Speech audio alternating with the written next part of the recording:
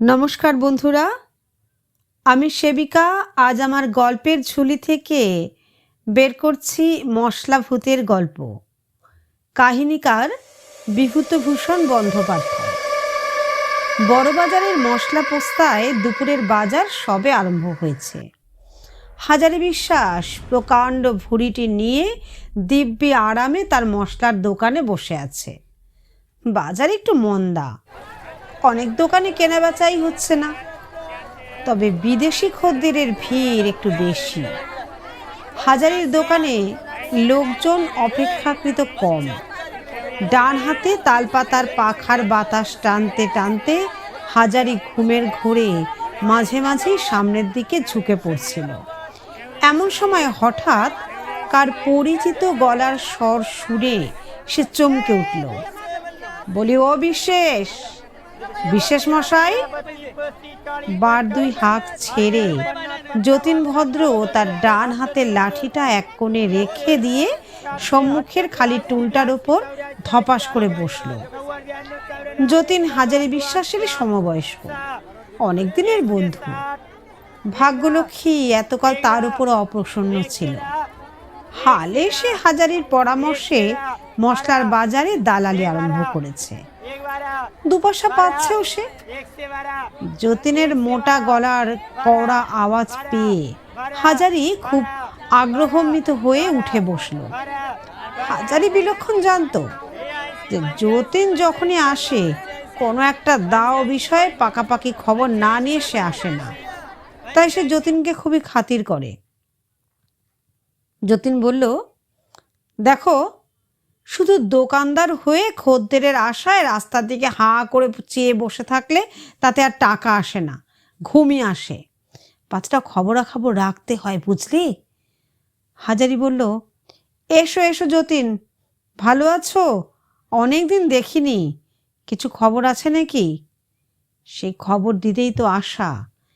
এ বাজারে শুধু গণেশের পায়ে মাথা ঠুকলেই টাকা আসে না, অনেক হদিস রাখতে হয়, অনেক কাঠখড় পুড়িয়ে তবে টাকা, বুঝলে? এখন কি দেবে বলো?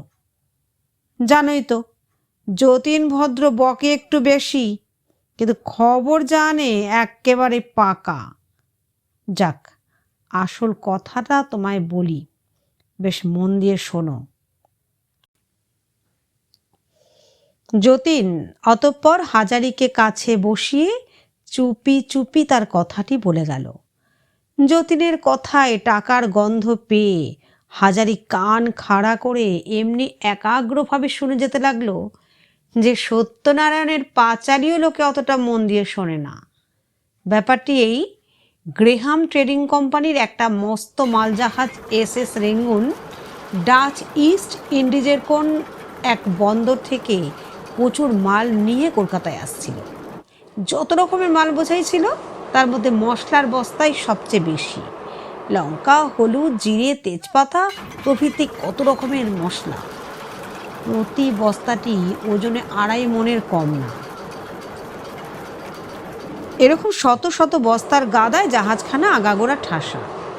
সেই মাল জাহাজখানি গঙ্গার ভিতরে ঢুকতেই ঘন কুয়াশার মধ্যে শেষ রাত্রির ভাটার মুখে গঙ্গার চোরাবলির চড়ায় ধাক্কা লেগে ডুবে যায়। জাহাজ যখন সবে ডায়মন্ড হারবার পেরিয়ে গঙ্গায় এসেছে তখনই ব্যাপার। সারেঙ্গ শত চেষ্টা করেও কিছু তো সামাল দিতে পারলে না। জাহাজ ডুবির সঙ্গে সঙ্গে কতক লোকও ডুবে মারা যায়, জাহাজের কতক মাল নষ্ট হয়ে যায়, আর বাদ বাকি মাল সব গঙ্গার জলে ভাসতে থাকে। মশলার বস্তাগুলো প্রায় ডোবেনি, বিশেষ ক্ষতিও হয়নি। দূর থেকে এই মশলা বস্তার গাদাগুলো ভেসে আসতে দেখে পোর্ট কমিশনের লোকেরা সেসব তুলে পাড়ে টেনে নেয়। কাল 8:30টার সময় নিলাম ডেকে ওই বস্তাবন্দি মশলাগুলো বিক্রি করা হবে। ধরিবাজ হাজারি বিশ্বাস যতীনের কথাবার্তা শুনে চট করে সব বুঝে নিলে। কত লোককে চড়িয়ে কত পাকা ধানে মই দিয়ে তবে আজ এত টাকার মালিক। কথাবার্তা তখনই ঠিক হয়ে গেল। যাবার সময় যতীন আবার হাজারিকে বেশ করে মনে করিয়ে দিয়ে বলল, দেখো ভায়া, টাকা যদি পিটতে চাও তবে এ সুযোগ কিছুতেই হাতছাড়া করো না। জলের দামে মাল বিকিয়ে যাচ্ছে, কাল সকাল 8:30টায় নিলেম। আমি 7টার সময় এসে তোমার সঙ্গে দেখা করব। পরদিন হাজারি যতীনকে নিয়ে যথাসময় খিদিরপুরের দিকে রওনা হয়ে গেল। নিলামের জায়গায় পৌঁছাতে আর বেশি দেরি নেই। দূর থেকে কলরব শোনা যাচ্ছে। যতীন আগে আগে চলেছে, হাজারি পেছনে পেছনে ছুটছে। এত বড় সস্তার কিস্তিটা ফসকে না যায়। হাজারি যতীনকে বরাবর নিলামের কাছে বস্তাগুলো গুনতি করতে পাঠিয়ে দিয়েই নিজের শটান এক দৌড়ে সাহেবের কাছে গিয়ে মস্ত এক সেলাম ঠুকলে। সাহেবের সঙ্গে 2 মিনিট ফিসফাস করে কি কথাবার্তা বলে হাজারি ঊর্ধ্বশ্বাসে ছুটে এসে নিলামের ডাক বন্ধ করে দিলে। যতীন বললে, কি খবর ভায়া, সুবিধা কিছু করতে পেরেছ তো? হাজারি খুব ব্যস্ত সমস্ত হয়ে বলল, পরে বলবো, কাজ হাসিল। এখন কত বস্তা গুনে বলো তো দেখি? 100 বস্তা গোনা হয়ে গেছে। বাস্তবিক উঁচু উঁচু গাদা করা মশলার বস্তাগুলোর দিকে চেয়ে হাজারির চোখ জুড়িয়ে গেল। সে যেদিকেই তাকায় দেখে যে অগন্তি বস্তা সারবন্ধী থামের মতো রাস্তা জুড়ে দাঁড়িয়ে আছে। উফ, এমন দাও জীবনে কারো ভাগ্যে বরাবর 2-1 বার আসে না। এখন মশলা পোস্তায় কোনো রকমে তার গুদানে এগুলো চালান করে দিতে পারলেই হাঁপ ছেড়ে বাঁচে। আর দেরি নয়। হাজারি যতীনকে তাড়া দিয়ে বললে, ওহে ভায়া, শুভ কাজে আর বিলম্ব কেন? এখন লরি ডেকে তাড়াতাড়ি মাল বোঝাই করে পোস্তায় চালান করে দাও দেখি, আমি ততক্ষণে এগিয়ে যাই। একেবারে সব মাল লরিতে ধরল না। দ্বিতীয় ক্ষেপে বস্তা চাপিয়ে যতীন যখন পোস্তায় ফিরে গেল, তখনও বিকেল আছে। সে এসে দেখে সবই অব্যবস্থা। রাশিকৃত বস্তার গাদা হাজারির দোকানের সামনে ফুটপাতে গড়াগড়ি খাচ্ছে। আর মাত্র 3টে লোক এতগুলো মাল তোলার জন্য লাগানো হয়েছে। চতুর্দিকে লোকের মহা ভিড়, হই হই ব্যাপার। এদিকে পুলিশ তাড়া দিচ্ছে, জলদি মাল হাঁটাও। হাজারি কেবল চেঁচাচ্ছে, সে যেন কিছুতেই গোছগাছ করে উঠতে পারছে না। কাণ্ড কারখানা দেখে যতীন নিজেই কোমর বেঁধে লেগে গেল। প্রাণান্ত পরিশ্রমের পর সন্ধ্যার পূর্বেই সব মাল তোলা হয়ে গেল। বস্তাগুলি পাশাপাশি সাজিয়ে দেখা গেল ঘরে আর কুলোয় না। যখন বস্তার উপর বস্তা চাপিয়ে দিয়ে কড়িকাঠ পর্যন্ত মাল ঠাসা হলো, গম্বুজের মতো এক একটা ফুলো ফুলো বস্তা। আর বস্তাগুলো উঁচুও কি কম? এইভাবে বস্তা ভরাট করে মাথার ঘাম পায়ে ফেলে যতীন আর হাজারি যখন বাড়ি ফিরল, তখন রাত 10টা। সে রাত্রে গুদামে তালা লাগিয়ে প্রতিদিনের মতো হাজারির চাকর বাইরে শুয়ে রইল।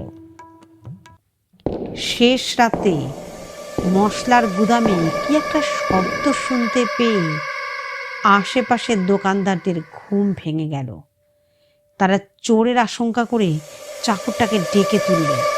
চাকরটা শস্যব্যস্ত হয়ে আলো জেলে বেশ পরখ করে এদিক ওদিক দেখতে লাগলো। কিন্তু চোর ঘরে ঢুকলো কি করে? গুদামের দরজা তালা বন্ধ, স্পষ্টই দেখা যাচ্ছে।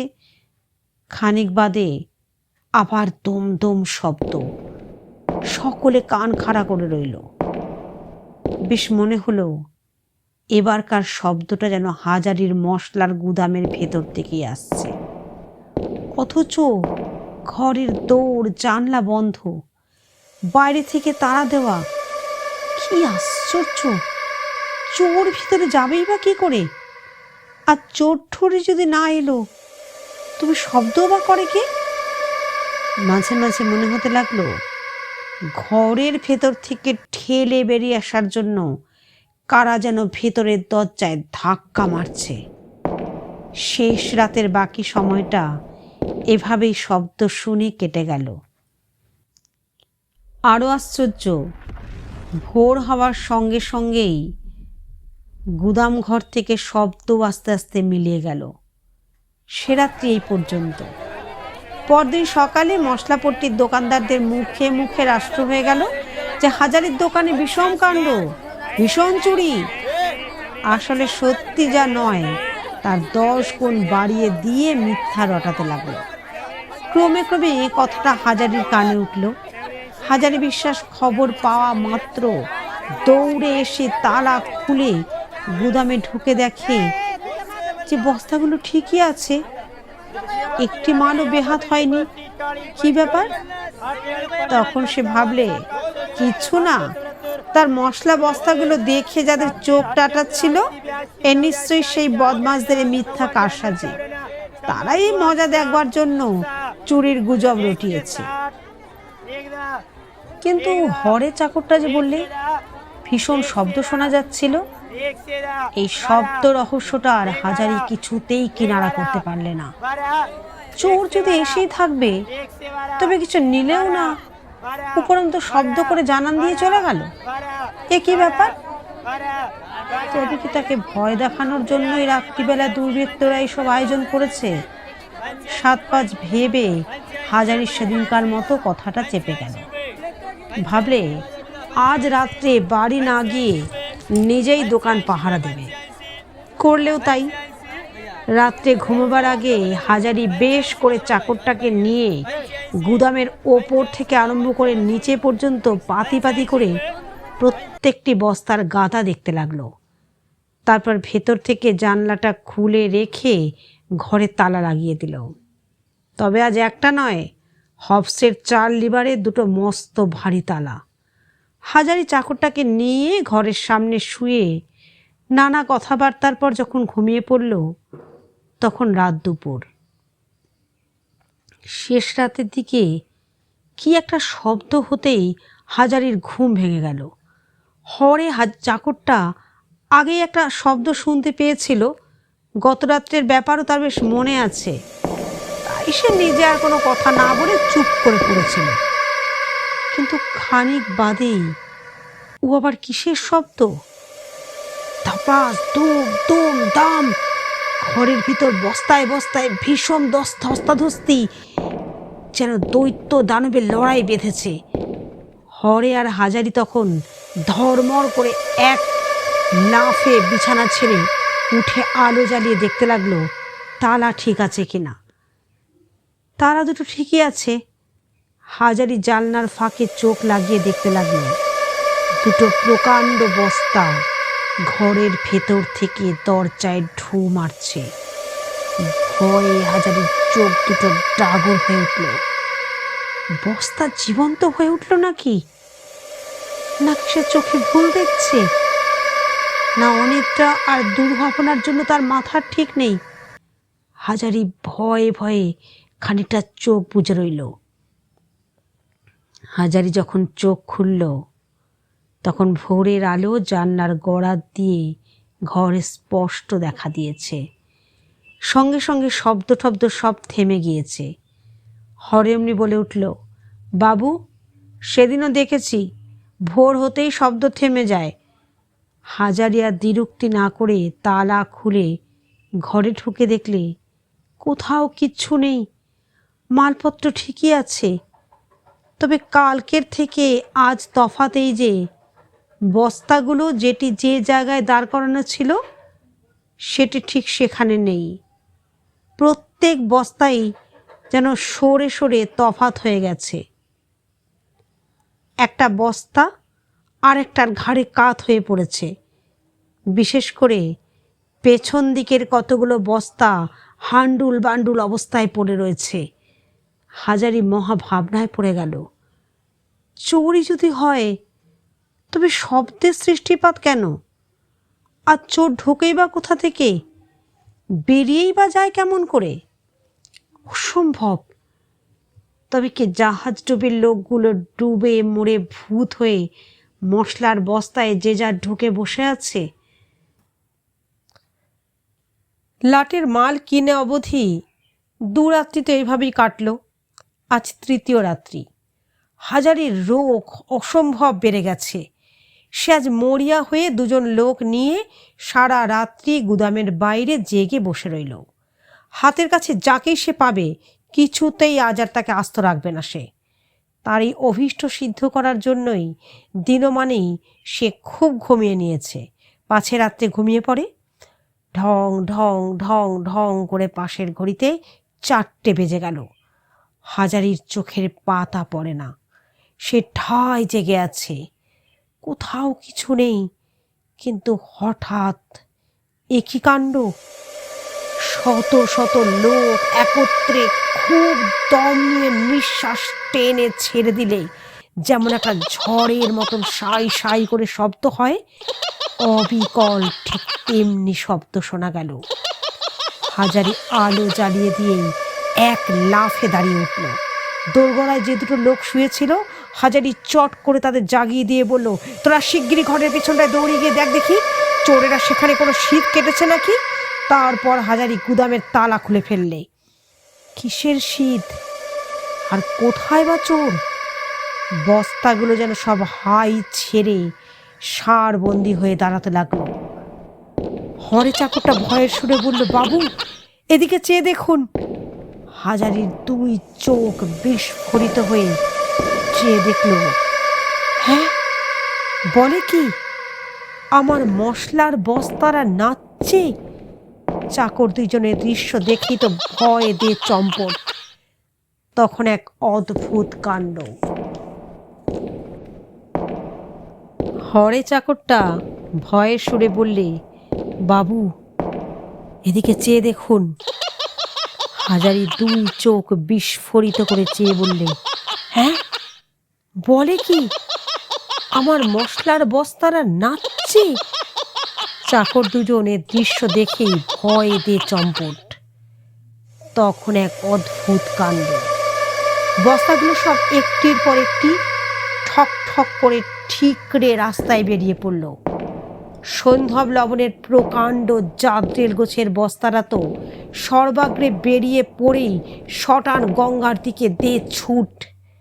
অন্য বস্তাগুলো সব সারি দিয়ে ফুটপাতে দাঁড়িয়ে ধিনিক ধিনিক করে খানিকটা নেচে নিয়ে তারপর সামনে লাফিয়ে মার্চ করে স্ট্যান্ড রোডের ট্রামের রাস্তা ছাড়িয়ে চলতে লাগলো। নিলামে কেনা বস্তাগুলো দলের অগ্রণী হয়ে চলেছে, পেছনে পেছনে চলেছে সারবন্দি গুদামের অন্য সব বস্তা। এইভাবেই হাজারির মশলার গুদাম উজাড় হয়ে গেল। শেষ রাত্রি, আকাশে ভাসা ভাসা মেঘ, গঙ্গার জলে মেটে জ্যোৎস্না। হাজারি বিশ্বাস একা দাঁড়িয়ে, এ কি সত্যি না স্বপ্ন? নির্বাক হতবুদ্ধি হয়ে দাঁড়িয়ে সে ফ্যাল ফ্যাল করে চেয়ে দেখছে। লোক ডেকে চেঁচিয়ে উঠবে সে শক্তিও তার লুপ্ত। সারবন্দি মশলার বস্তাগুলো গঙ্গার ধারে পৌঁছালো এবং গঙ্গার উঁচু বাঁধানো পোস্তার ওপর থেকে ধপাস ধপাস করে নিচে গঙ্গার জলে দিলে ডুব। এইভাবে পরপর সমস্ত বস্তা একে একে গঙ্গার জলে ঝাঁপিয়ে পড়তে লাগলো। এবারেও আগে ডুবলো নিলামের বস্তাগুলো, তারপর গুদামের অন্য অন্য বস্তা। এক রাত্রির মধ্যে হাজারি বিলক্ষণ নিঃস্ব হয়ে গেল। এ ঘটনা শোনার পর হাজারির প্রতিবেশী দোকানদারেরা সকলেই বিজ্ঞের মতো ঘাড় নেড়ে এক বাক্যে বললে, আমরা অনেক আগেই জানতুম, ভরা অমাবস্যায় জাহাজ ডুবি, আর এইসব লাটের মাল কিনলে কিপটে হাজারি বিশ্বাস। ভাগ্যিস বুদ্ধি করে আমরা ঘেঁষিনি, এ মাল কিনলে আমাদেরও কি রক্ষা থাকতো? Please like, comment, share and subscribe to my channel.